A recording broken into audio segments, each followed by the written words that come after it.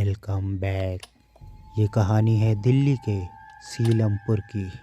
सीलमपुर एक फैक्ट्रियों का इलाका है जिस जगह बहुत सारी सिलाई की फैक्ट्रियां हैं। उन्हीं फैक्ट्रियों में से एक फैक्ट्री थी जहां पर जीन्स की पैंटें बनाने का काम हुआ करता था। दिवाली बहुत ज़्यादा करीब थी, इसलिए जीन्स की पैंटों का काम बहुत ही ज़ोरों से चल रहा था। एक रोज़ मालिक ने कहा, आज काम बहुत ज़्यादा है, तो जो भी कारीगर रात में काम करना चाहता है वो रात में काम कर सकता है। फिर उस फैक्ट्री के अंदर 5 से 6 कारीगर रुक गए और वो रात में भी काम कर रहे थे। अब लगभग रात के 2 बजे का वक्त था। उनमें से एक कारीगर को बहुत ही ज़्यादा नींद आ रही थी।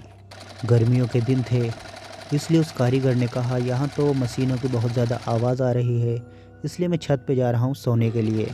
और वो अकेला ही छत पे चला गया सोने के लिए। फिर वो लड़का छत पे जा कर के सो ही रहा था कि अचानक ही उसको अपने बगल वाली छत से ऐसी आवाज़ आ रही थी जैसे कि उस छत पर कोई दौड़ रहा हो। बराबर वाली छत लगभग 20 फीट नीचे थी। उस लड़के ने अपनी छत से जब नीचे की तरफ देखा तो उस छत के ऊपर कोई काले कलर की चादर ओढ़ करके टहल रहा था। ये देखकर उस लड़के ने सोचा कि शायद कोई अपनी छत पर टहल रहा है, और वो आकर के फिर से लेट गया। लेटे लेटे ही उसके मन में ख्याल आया कि वो अजीब सी काले कलर की चादर थी और इतनी रात में कोई अपनी छत पर क्यों टहलेगा। वो लड़का यही सब बातें सोच रहा था और उसे हल्का हल्का सा डर लग रहा था।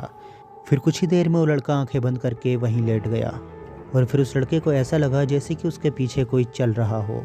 उस लड़के ने जैसे ही आँख खोली तो उसने देखा कि उसके सामने वही आदमी खड़ा था जो अभी तक बराबर वाली छत पर टहल रहा था। उसे देखकर वो लड़का बहुत ज़्यादा डर गया और वो देखते ही देखते उसके बिल्कुल करीब आकर के खड़ा हो गया।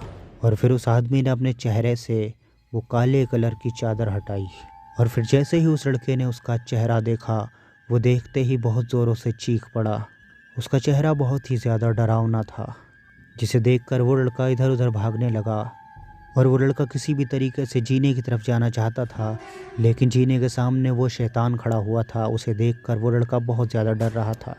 उस लड़के को कुछ भी समझ नहीं आ रहा था। वो अचानक ही बराबर वाली छत पर ऊपर से ही कूद गया, जिसकी वजह से उस लड़के का एक हाथ 2 जगह से टूट गया और एक पैर भी टूट गया।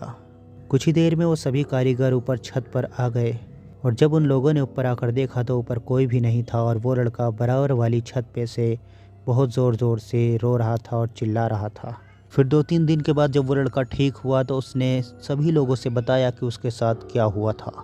वो सभी लोग उस लड़के का बहुत ज़्यादा मजाक बनाने लगे और कहने लगे, तू तो डरपोक है, तू डर के मारे छत के ऊपर से ही नीचे कूद गया। लेकिन फिर कुछ दिनों के बाद एक बार फिर से इसी तरह वो सभी कारीगर रात में काम कर रहे थे। वहाँ कुछ मशीनों पर तो वो लोग काम कर रहे थे, लेकिन कुछ मशीनें बंद पड़ी थीं। फिर अचानक ही रात में एक मशीन जिस पर कोई भी नहीं बैठा था, वो अपने आप ही चलने लगी। ये देखकर वो सभी लोग कहने लगे, ये मशीन कैसे चल रही है।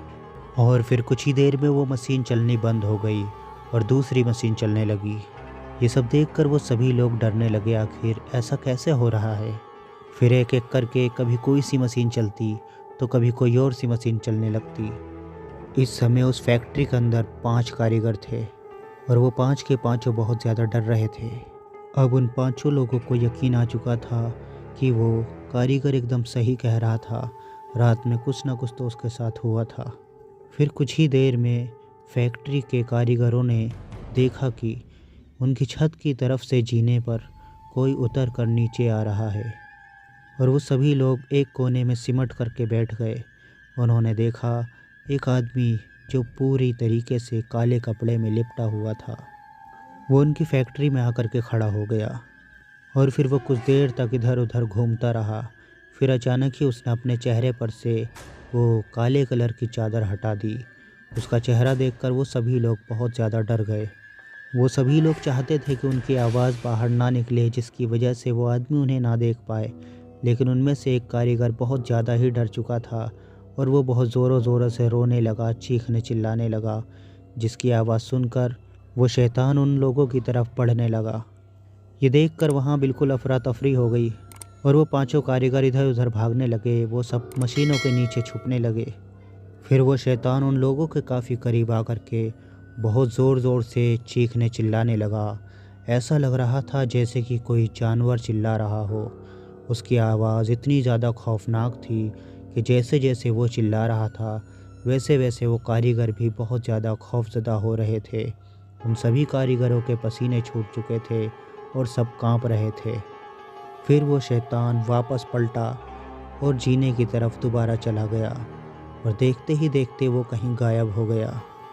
फिर उन कारीगरों की जान में जान आई और अब वो सोचने लगे कि शायद सब कुछ ठीक हो गया। लेकिन फिर अचानक ही वहाँ पर रखी हुई कुछ मशीनें अपने आप फिर से चलने लगीं, जिसको देखकर फिर से वो लोग डर गए और फिर से उन्हीं मशीनों के नीचे छुप गए। फिर काफ़ी देर तक ऐसे ही होता रहा। एक मशीन बंद होती थी और दो मशीन चालू हो जाती थी। फिर कभी दो मशीन बंद होती थी और फिर एक मशीन चालू हो जाती थी। यानी एक न एक मशीन वहाँ पर अपने आप चले जा रही थी। और फिर अचानक ही एक बहुत ही ज़ोरों का हवा का झोंका आया, जिसकी वजह से 2-3 मशीनें भी नीचे पलट गईं और सारी रखी हुई सामान इधर की उधर हो गईं।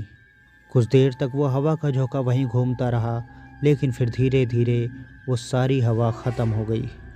रात भर वो कारीगर उसी फैक्ट्री के अंदर एक दूसरे को पकड़कर बैठे रहे। किसी तरीके से उनकी पूरी रात कट गई और अगले दिन की जैसे ही सुबह हुई वो सभी लोग अपने अपने घर चले गए और उसके बाद कभी भी उस फैक्ट्री के अंदर काम करने नहीं आए। आज भी सुनाई पड़ता है कि उस फैक्ट्री में कभी ना कभी कोई ना कोई घटना होती रहती है। और वीडियो यहीं समाप्त हो जाती है। Thanks for watching. Bye bye.